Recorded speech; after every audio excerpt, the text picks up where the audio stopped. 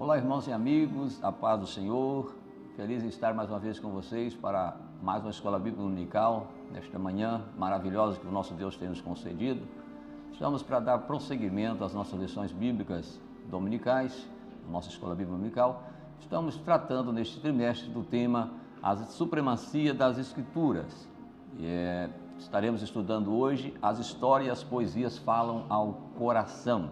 Estamos vindo aí de uma sequência de estudos relacionado às divisões dos livros do Velho Testamento. Estudamos o primeiro bloco na semana passada, onde o assunto tratou sobre a lei e os evangelhos revelam Jesus.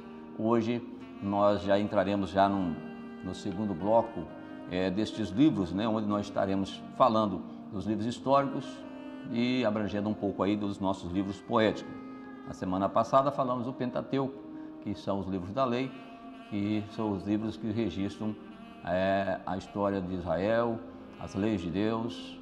Também hoje essa lição vai marcar o encerramento do ministério de Moisés e o chamado de Josué, pois em Josué inicia-se os livros históricos. Os livros históricos são compostos de 12 livros, vão de Josué até o livro de Esther. Nós estaremos nesta manhã, para a glória de Deus, estudando esta palavra de forma maravilhosa.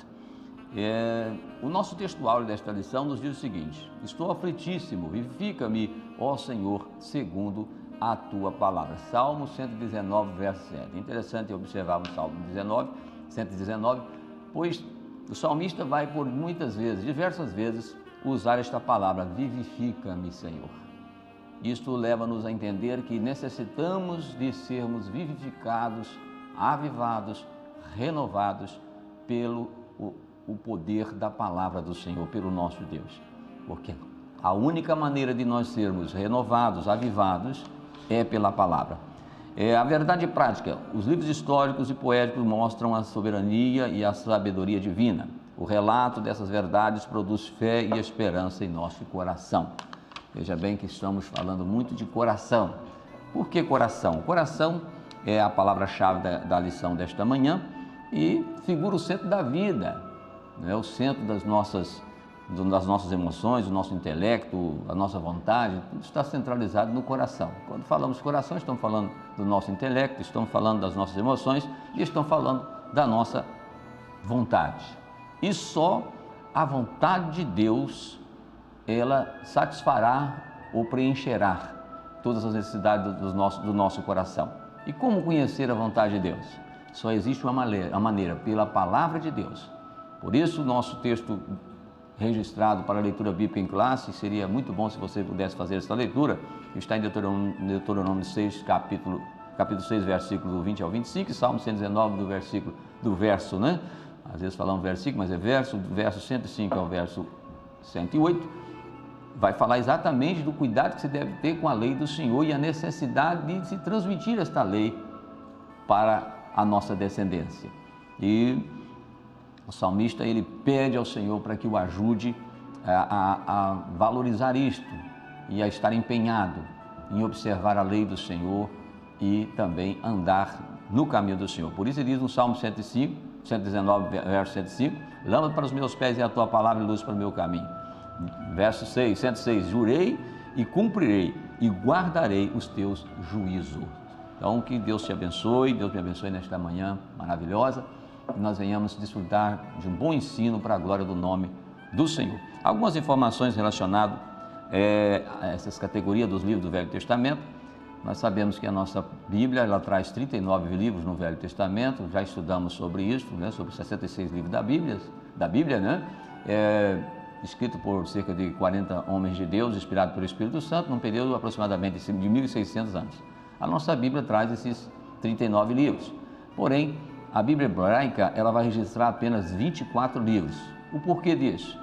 Porque não se faz a separação que se faz na nossa Bíblia. Nós podemos dar alguns exemplos aqui, por exemplo, 1 Reis, 2 Reis, 1 Samuel, 2 Samuel, 1 Crônica, 2 Crônica. Na Bíblia hebraica não tem essa divisão, é apenas Samuel, livro de Samuel, livro das Crônicas, livro dos Reis. Por exemplo, nós temos a divisão dos profetas maiores e profetas menores. Na Bíblia hebraica não tem essa divisão de profetas menores, são profetas e Quer dizer, nós somamos 12 profetas menores e lá há uma junção destes livros. É a mesma palavra, porém não há essa separação, essa classificação que fora feita com o objetivo de facilitar o nosso entendimento. É apenas aqui informativo para os irmãos esta introdução que nós estamos fazendo. Bom, prosseguindo a introdução, diz assim a palavra: a Bíblia faz uso de gêneros literários para expressar a revelação divina. Para contar as histórias do povo de Deus, os livros históricos servem-se de literatura chamadas de narrativa. Os livros poéticos e de sabedoria, ou sapienciais, né? Tem essa expressão aí, sabedoria, recorre ao texto lírico ou poético com o propósito de despertar sentimentos. Em vista disto, na lição de hoje, estudaremos as experiências e as instruções relatadas nesses livros, cuja mensagem fortalece os nossos corações. Então, que Deus abençoe nossa vida, nossa mente, nosso intelecto, nossas emoções, a nossa vontade, ela seja toda essa conduzida, dirigida pela palavra do nosso Deus. Traemos nosso primeiro ponto nesta manhã, as histórias do Antigo Testamento. Aí vamos falar dos livros históricos, como nós já dissemos, composto de 12 livros, de Josué até Esther. Então vamos falar um pouquinho sobre esses livros históricos. Após a morte de Moisés, Deus chama Josué para liderar o povo na conquista da terra prometida, conforme Josué 1, capítulo 1 e 2. Eu gostaria de ler este texto aqui, essa introdução de Josué, que diz assim: sucedeu depois da morte de Moisés, servo do Senhor. Olha que interessante. Moisés estava morto e uma observação, normalmente quando alguém morre, alguém falece, era um bom funcionário, um exemplo de uma empresa, então alguém vai dizer, ele era ex-funcionário da empresa tal, ele era ex-membro da igreja tal, mas Deus tem o cuidado de dizer assim que Moisés, meu servo. Isso mostra que mesmo depois de morto, Deus ainda continua zelando dos seus, daqueles que realmente são seus. Então, meu servo, que o Senhor falou a Josué, filho de Num, servo de Moisés, dizendo: meu servo é morto. Levanta-te, pois, agora, passa esse Jordão, tu e todo este povo, a terra que eu dou aos filhos de Israel. Então, está aqui Josué sendo levantado para dar prosseguimento à obra que Deus havia dado a Moisés a realizar, que era conduzir o povo de Israel até a terra prometida. Vemos aí Moisés também tendo o cuidado de preparar um sucessor para a obra do Senhor na sua vida. Louvado seja nosso Deus. Prosseguindo aqui, Deus chama Josué para liderar o povo na conquista da terra prometida, conforme Josué 1 e 2 que lemos, as gerações seguintes para assegurar a herança, disputar o espaço com outras nações. Os registros dessa experiência com Deus e da posse da terra são chamados de livros históricos. Então, essa experiência com Deus e também a posse da terra que foram registrados, nós vamos ver aqui, dentro de um período de cerca de 1000 anos, os livros históricos, eles registram este período, certo? E são chamados de livros históricos. São um total de 12 volumes, que retratam a história de Israel desde a entrada em Canaã, cerca de 1400 anos antes de Cristo, até o tempo de Esdras e Neemias, também Esther, cerca de 400 anos antes de Cristo. Neste período, Israel experimentou a providência, olha que coisa tremenda, a providência, Deus providenciou a abertura ali do rio do Jordão para que eles passassem, Deus providenciou força para vencer os inimigos, para vencer todas as batalhas. Então Deus fez com que eles experimentassem a providência, a proteção, os livramentos que Deus dera. Grandes foram os livramentos, mas também eles tiveram que experimentar o juízo divino. Por que o juízo divino? Porque foram desobedientes. A desobediência traz sobre o povo juízo de Deus.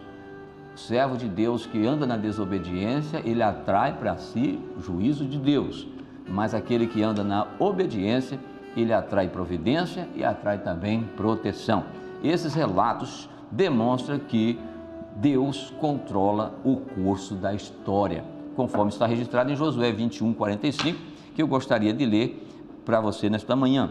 Olha o que diz: palavra alguma falhou de todas as boas coisas que o Senhor falou à casa de Israel. Tudo se cumpriu.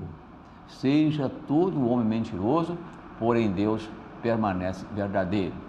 Ainda que sejamos infiéis, a palavra diz que Ele permanece fiel. Será que você pode dar glória a Deus nesta manhã? Este Deus, Ele é um Deus fiel. Nós adoramos ao Senhor por isso. Glórias a Jesus. Bom, o parágrafo 2 do primeiro tópico diz o seguinte: a história dos juízes. Depois de Josué, os juízes governaram Israel até o profeta Samuel, conforme Atos 13:20, lá vai dizer cerca de 450 anos, alguns redondam aí 400 anos, mas lá registra 450, aproximadamente 450 anos. São cerca de 400 anos da história com a atuação de 12 líderes. Então são 12 líderes que Deus levanta, denominados juízes.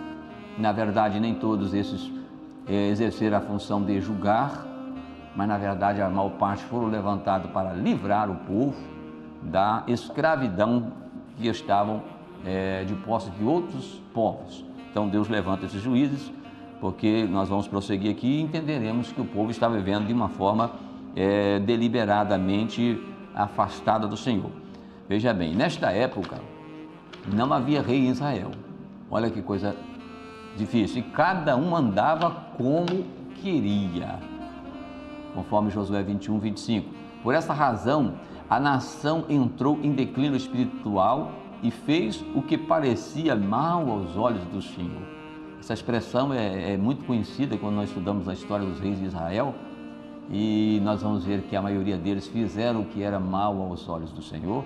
Nós vamos ver aqueles que até fizeram de início algumas coisas boas, agradáveis a Deus, mas depois fizeram o que era mal aos olhos do Senhor. Enquanto estavam fazendo aquilo que era bom, agradável, prosperaram, venceram guerras, batalhas tremendas, mas quando começaram a fazer aquilo que parecia ser mal, veio o seu declínio, veio a sua derrota.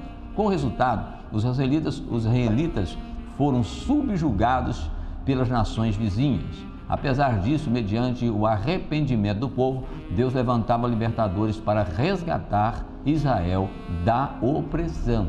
Então, esses libertadores eram chamados de juízes, tá certo? Conforme Juízes 3:9-15 e Juízes 6, versos 7 e 10:10. Essas histórias apontam para a fidelidade e a misericórdia divina, conforme 2 Timóteo 2:13. Então, aqui está esse segundo parágrafo, segundo tópico, e há uma passagem interessante registrada em Josué capítulo 2:10 que eu gostaria de ler para os irmãos, que diz o seguinte: e foi também congregada toda aquela geração e a seus pais, e outra geração após ela se levantou e não conhecia o Senhor, nem tampouco a obra que ele fizera a Israel. Se nós lermos Deuteronômio, que é a base da lição desta manhã, Deuteronômio 6 e também Salmo 119, nós vamos ver uma ordem de Deus, dizendo assim: quando teu filho te perguntar no futuro, dizendo o que significa os testemunhos, os estatutos, os juízos que o Senhor nosso Deus vos ordenou, então dirás a teu filho: éramos servos de Faraó no Egito, porém o Senhor com mão forte nos tirou do Egito, e o Senhor aos nossos olhos fez sinais e maravilhas grandes e terríveis contra o Egito, contra Faraó e toda a sua casa, e dali nos tirou para nos levar e nos dar a terra que jurou nossos pais. E o Senhor nos ordenou que cumprisse todos esses estatutos, que temesse ao Senhor, nosso Deus, para o nosso perpétuo bem, para nos guardar em vida, como no dia de hoje. E será para nós justiça, quando tivermos cuidado de cumprir todos esses mandamentos perante o Senhor nosso Deus, como nos tem ordenado. Então havia uma responsabilidade dos pais em passar para os filhos a história, o que aconteceu, o que Deus fez. Só que veja bem que aqui diz, em Juízes capítulo 2, verso 10, que foi também congregado toda aquela geração e a seus pais. Aí vem, e outra geração após ela se levantou, certo? que não conhecia, ou seja, uma geração que falhou em passar para outra geração as informações acerca de Deus. E eu lhe pergunto, o que temos feito para passar para a geração vindoura? Os nossos jovens, as nossas crianças, adolescentes que estão crescendo. Você, pai, mãe que me ouve nesta manhã, qual tem sido a sua dedicação para que seu filho aprenda o caminho do Senhor? Você tem trazido seus filhos à escola bíblica dominical para que as professoras te ajudem a ensinar sobre Deus, a respeito de Deus, e levar os seus filhos a conhecer Deus? Às vezes nos preocupamos porque estamos vivendo uma geração que canta muito sobre Deus, mas uma geração que não aprendeu a cantar para Deus, uma geração que prega muito sobre Deus, mas uma geração que não aprendeu a pregar para exaltar Deus, para glorificar o Senhor, porque não conheceram, não estão realmente demonstrando ter sido instruído sobre a soberania de Deus, mas também sobre a santidade de Deus. E quando nós cuidamos em passar para os nossos filhos o conhecimento de Deus, eles adquirem o temor do Senhor. Porque o temor é diferente de ter medo. Alguém até vem à igreja por medo, mas tem aqueles que vêm por temor, por respeito, por honrar, por adorar ao nome do Deus Todo-Poderoso. Aleluia. Vamos prosseguir, parágrafo 3, a história dos reis. Por volta do ano 1050 a.C., Deus constituiu Saul, terminou os seus períodos de juízos, também chamado de um período aí teocrático, onde Deus ele liderava o povo, levantava alguém aqui, alguém ali, um juiz aqui, outro juiz ali, Deus que estava num comando, mas o povo pediu um rei para Deus. E por volta do ano 50 a.C., Deus constituiu Saul, não pela sua própria vontade, mas pela vontade do povo, como rei em Israel. E Saul reina aí por um período de 40 anos, porém Saul fracassou. Então Deus levanta Davi e foi escolhido e recebeu a promessa de um reino que não teria fim, conforme 2 Samuel, capítulo 7, 16. E Davi também um reinado de 40 anos.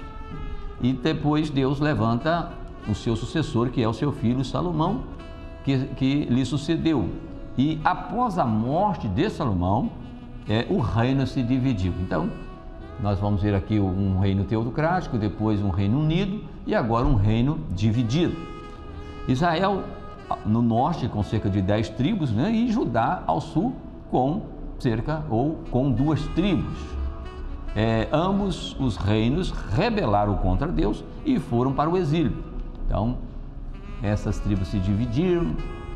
Jeroboão assume lá as 10 tribos, Roboão, filho de Salomão, fica com as 2 tribos, Judá e Benjamim, mas esse reino dividido também se desviam, eles também se afastam de Deus, eles se corrompem, eles se rebelam contra Deus. E em 722 a.C., Israel foi conquistada pelos assírios, de forma humilhante, bem antes de Judá, porque os reis de Israel, todos eles foram corruptos, foram reis maus, fizeram aquilo que era mau aos olhos de Deus, e Judá teve oscilações, reis que foram bons e reis que foram maus. Nós temos exemplos aí de reis que reinaram segundo a vontade de Deus e tiveram grande prosperidade. Então Judá foi preservado por mais tempo, mas em 586 a.C., Judá cai diante da Babilônia. E a Bíblia vai dizer que o próprio Deus fortalece Babilônia para vir e destruir Jerusalém, destrói o templo e leva o povo cativo. E isso já estava profetizado pelo profeta Jeremias, que profetizou acerca do cativeiro, que duraria 70 anos e depois o povo seria liberto. Judá caiu diante da Babilônia, contudo, em 539 a.C., cumpriu sua promessa. Deus restaurou o trono de Davi, porque Deus fez uma promessa a Davi que dele nasceria, ou da sua descendência nasceria o Messias. E do reino de Judá, a esperança messiânica se cumpriu em Jesus. Essa narrativa mostra que os planos do Senhor não podem ser frustrados. É o que diz Jó 42, verso 2. E bem sei eu, Senhor, que nenhum dos teus planos podem ser frustrado. Louvado seja o nome do Senhor. Nós vemos em Gênesis capítulo 18, versículo de número 23, a partir de 23 até o 33, quando Abraão, irmãos, intercede por Sodoma, e Deus avisa a ele que Sodoma vai ser destruído, porque o pecado traz consequência. A consequência do pecado é destruição. Sodoma haveria de ser destruído. Então, Abraão vai interceder a Deus por Sodoma e vai dizer: Senhor, se eu encontrar lá 50 justos, tu destruirás os 50, a cidade com eles os 50 justos? Deus diz: não, eu não destruirei a cidade por amor aos 50.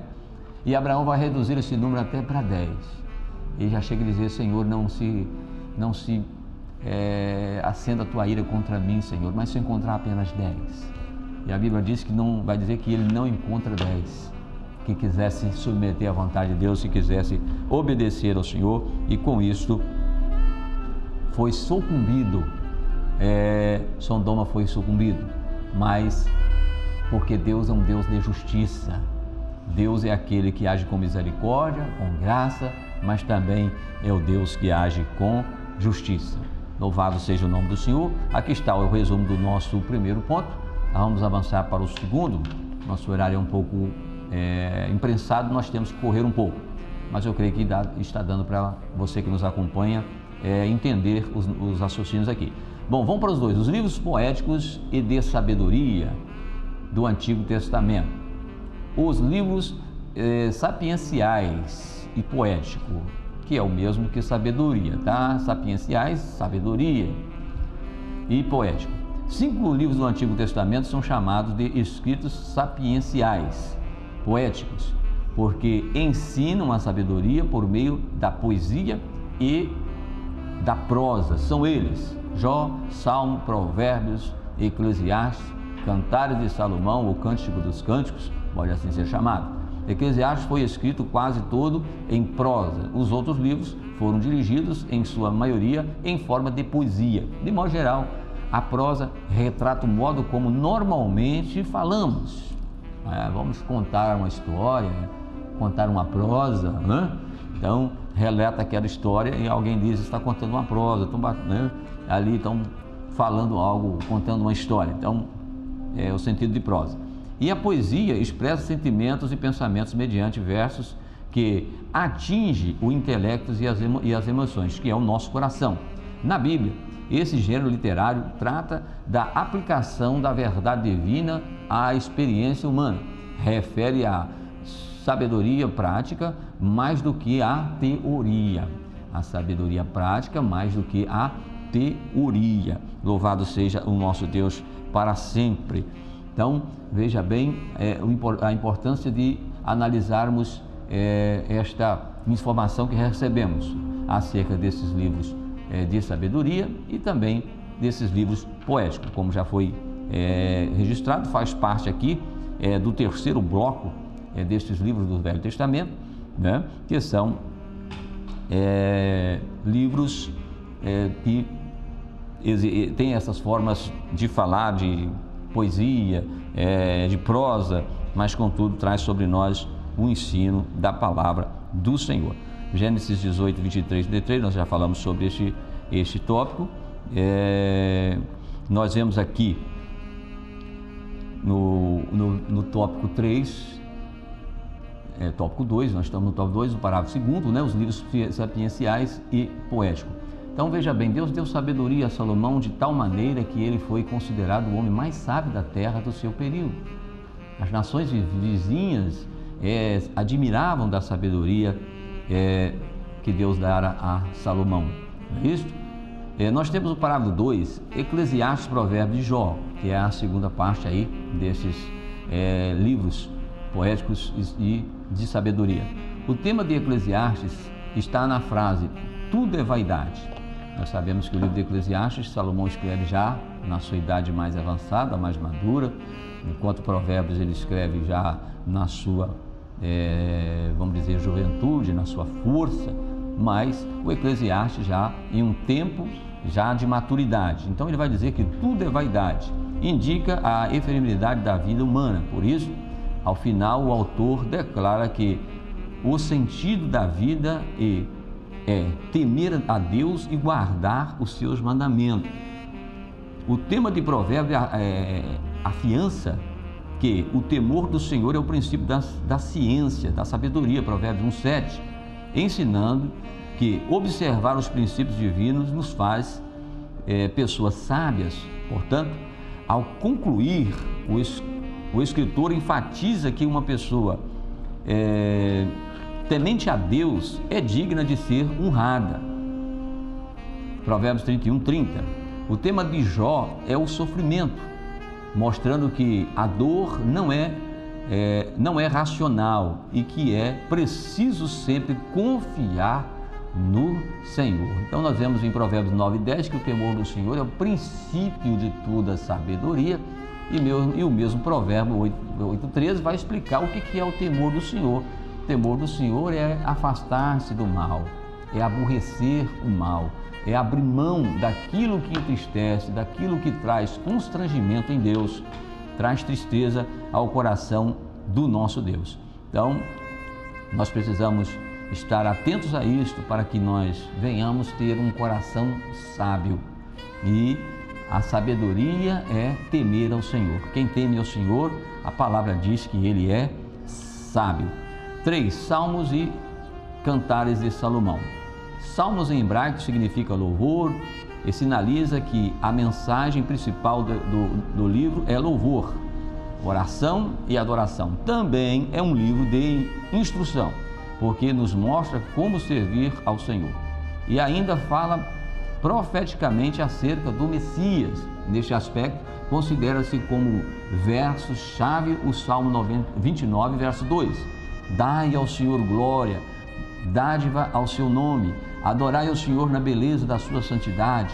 O livro de Cantares ilustra compromisso, a intimidade e o amor que deve existir no casamento. E eu quero dizer aqui que esta história de Cantares literalmente refere-se ao relacionamento conjugal. Alguns querem aplicar somente a igreja e tudo, pode até se fazer uma aplicação, mas literalmente está falando do relacionamento conjugal, que deve ser composto por um homem e por uma mulher e não pode ter a interferência de um terceiro. Os dois deixarão o homem, seu pai e sua mãe, iniciar a sua mulher e serão uma só carne. Serão uma só carne. Então, isto é base bíblica. Refere-se ao plano original de Deus acerca do relacionamento conjugal. O verso-chave sintetiza o ideal da fidelidade entre o marido e a mulher. Eu sou do meu amado e o meu amado é meu.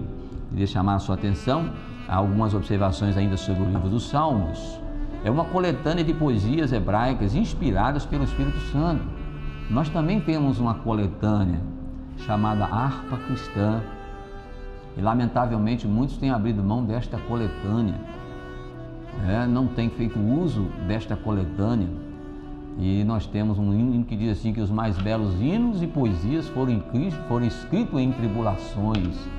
A maioria dos cânticos que estão registrados na nossa harpa cristã foram hinos escritos em lutas, em tribulações, em aflições, em tempos difíceis. E são hinos que não envelhecem, eles são hinos que tocam o nosso coração, são hinos que renovam a nossa fé. Mas nós estamos substituindo por vários tipos de cânticos, uns que nem exaltam a Deus, hinos que apenas falam sobre Deus, mas não falam de Deus, não exalta a Deus, né? Hinos que contêm alguma coisa sobre Deus, mas não exalta, não glorifica a Deus. Às vezes o hino é escrito por inspiração humana, por mera inspiração humana, mas nós temos uma harpa onde os homens de Deus escreveram na inspiração de Deus. Homens até indultos, homens preparados intelectualmente e que foram usados para escrever hinos que estão registrados nas nossas harpas cristãs e que não envelhecem. Até hoje nós cantamos Rude Cruz se erigiu e o hino toca o nosso coração, não envelhece. Nós temos visto aí os hinos novos que surgem, todo dia surge um hino novo, canta, desaparece, mas a harpa está aí. Isso prova que é um inário. Isto que é realmente algo inspirado por Deus, em que Deus usou alguém para preparar esta coletânea, para que nós pudéssemos adorar o nome do Senhor. Uma informação sobre os livros históricos da Bíblia. Nos livros históricos da Bíblia, Deus fala acerca do homem. É bom nós entendermos isso. Deus fala acerca do homem nos livros históricos. Nos livros proféticos, Deus fala ao homem, certo? E nos Salmos?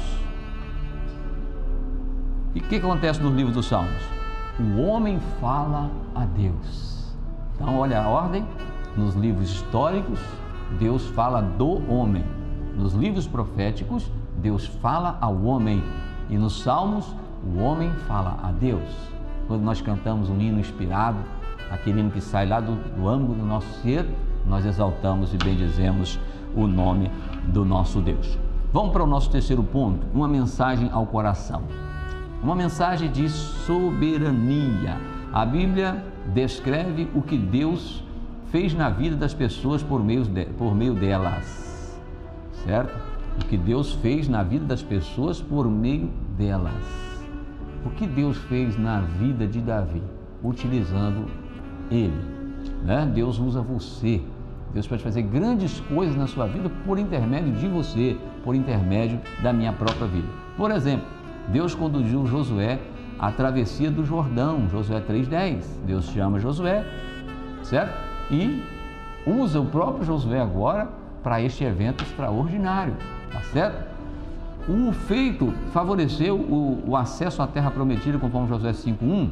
Deus levantou nações para punir a rebeldia do povo e ainda proveu o meio de escape, a fim de evitar a extinção da nação eleita, conforme Romanos 9,29. Ele resgatou da Babilônia o remanescente, conforme a promessa feita a Davi, Esdras 9,13, e foi ele que conservou a nação de Judá. Assim preparou o caminho para a vinda do Messias prometido. Assim sendo, nosso coração deve se aquietar, porque Deus é soberano. Guarde isso no seu coração. Deus é soberano, Ele age na história e nada acontece fora da sua vontade. Nós estamos vivendo um período aí de bastante tensão, guerras. Às vezes se pensa na proliferação desta guerra, outras nações se envolverem, mas Deus tem um recado para nós nesta manhã, uma mensagem para nós nesta manhã. Vamos ficar tranquilos, vamos aquietar os nossos corações, vamos confiar e vamos entender que nada está fora do controle do nosso Deus. A ciência, irmãos, conseguiu prova isso, testifica disso, que as estrelas dos céus, elas são em maior número do que a areia do mar. Olha, já pensou? Do que a areia da praia? Você já pensou a imensidão da areia, de grãozinhos de areia na praia? Porém, a ciência comprova isso, que as estrelas do céu são em maior em números. Mas o que a Bíblia diz acerca delas? A Bíblia diz que Deus conhece a cada uma e a chama pelo seu nome. Que Deus tremendo, né, irmãos? Que Deus maravilhoso. Este Deus que nesta manhã nos diz: acalma, eu cuido de você, eu estou no controle, eu não perdi o controle, nada vai fugir o meu controle. Louvado seja nosso Deus. Parágrafo 2, uma mensagem de sabedoria. Deus é a fonte da sabedoria. Provérbios 2,6. E o propósito da sabedoria é agradar a Deus. Se alguém quer ser sábio, agrade a Deus. Procure agradar a Deus. Provérbios 3,5. Desse modo, todo conselho prático está subordinado à sabedoria divina. Dentre eles, citamos andar retamente, isto é resultado de sabedoria, andar retamente. Aí o Salmo 1 diz: bem-aventurado o homem que não anda segundo o conselho do ímpio, não se detém no caminho dos pecadores, não se assenta à roda dos escarnecedores, mas antes tem o seu prazer na lei do Senhor e na sua lei medita de dia e de noite. O que quer dizer essa expressão de dia e de noite? Quer dizer que de contínuo está meditando na lei do Senhor. Então, anda retamente, fugir da luxúria, do pecado, não é isto? Fugir da luxúria, não ser presunçoso, conforme Provérbios está registrado aqui, ou melhor, preguiçoso, né? Provérbios 6,6, vai ter com a formiga o preguiçoso, ver as suas obras ser sábio. Manter boa reputação, é de extrema necessidade a boa reputação. A palavra vai dizer na instituição dos diáconos: escolhei dentre vós 7 varões de boa reputação. Está na primeira escala, boa reputação. E aí traz mais uma sequência de qualidades que o diácono precisa ter, mas entre elas, uma boa reputação. Tomar cuidado no falar. A questão da língua é algo tremendo, né? A língua é uma pequena centelha, mas que pode incendiar um bosque. Provérbios diz que no poder da língua está a vida e a morte. Com a minha língua eu posso trazer vida, mas também posso trazer morte. Então, tomar cuidado no falar, conforme Eclesiastes 5,2, não confiar no dinheiro. Muita gente deixa que o dinheiro torne a ser o seu senhor. O dinheiro, enquanto ele for nosso servo, ele é uma bênção, mas se ele tornar o nosso senhor, ele passa a ser uma maldição, porque o amor ao dinheiro, ele é a raiz de toda espécie de mal. Viver com alegria. A palavra de Deus diz: alegrei-me quando me disseram, vão à casa do Senhor. Viver com alegria, Eclesiastes 9,7. Remir o templo, Eclesiastes 12,1. Lembra do teu Criador no dia da tua mocidade, enquanto não vem os maus dias, em que dirás não tenho nele contentamento. Quantos que estão deixando o tempo passar? Você é tão talentoso, você que está me assistindo nesta manhã, eu sei que estou falando com pessoas talentosas, pessoas que são bênçãos na casa de Deus, pessoas que têm condições de prestar um excelente trabalho na casa de Deus, como professor, como louvorista, como pregador, e você tem enterrado o seu talento, você tem sucumbido o seu chamado, e a palavra de Deus chama aqui a sua atenção para que você venha remir o tempo. A palavra de Deus diz: ajuntai tesouros, ajuntai amigos com a incerteza da riqueza, porque quando esta vos faltarem, você venha ter alguém, um apoio, um amigo. Que riquezas são essas? É a nossa saúde, a nossa mocidade, que são as nossas maiores riquezas. É com essas riquezas que eu tenho que criar amigos, porque se um dia essas me faltarem, eu vou ter uma estrutura. Manter a integridade precisa ser mantida. Aceitar a repreensão, muitos não querem ser corrigidos. Fala: Deus, quando fores corrigido pelo Senhor, não desmaiei, porque Deus corrige, ama, castiga e corrige aquele que ama. Confiar no Senhor, Jó 19:25, são tudo resultado de alguém que é sábio. Ele confia no Senhor e desfrutar do verdadeiro amor. No entanto, essas ações não devem ser observadas de forma legalista, elas devem ser o resultado do toque divino no coração humano. Como é que eu vou conseguir ter acesso a este toque divino? Através do conhecimento da palavra, através de um relacionamento com Deus. Eu vou conseguir ter este toque divino no coração e assim ter esses resultados que só trarão benefício à minha vida. Vamos para o nosso último ponto, ou o último parágrafo do terceiro ponto, que diz o seguinte: uma mensagem de adoração. Os salmos possuem a peculiaridade de expressar as mais profundas emoções do coração humano, tais como medo, angústia e tristeza, Salmo 116:3, força, segurança e alegria, Salmo 118:14. Também reflete o ideal divino da espiritualidade e adoração, entre outros retratos da vida espiritual.